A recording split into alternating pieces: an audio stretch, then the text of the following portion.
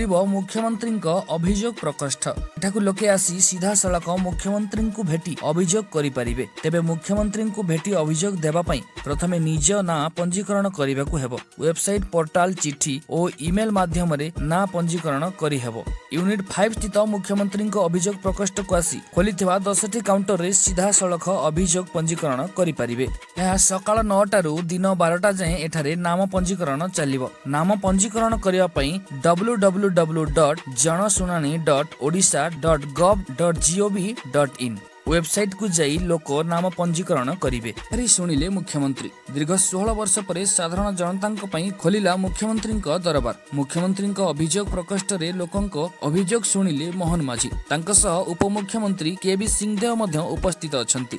निजर दुख जणाइबाकु राज्यर विभिन्न स्थानरु शताधिक लोक धाई आसीछंती। मुख्यमंत्री केन्दुझर आनंदपुर आसीथिबा वृद्धंक प्रथम अभियोग शुणिछंती। प्रथम शुणाणी रे भूमिहीन वृद्धंक जागा देबाकु विभागीय अधिकारी को निर्देश दैछंती। आलोचना करी समस्यार समाधान करबाकु निर्देश दैछंती मुख्यमंत्री मोहन चरण माझी।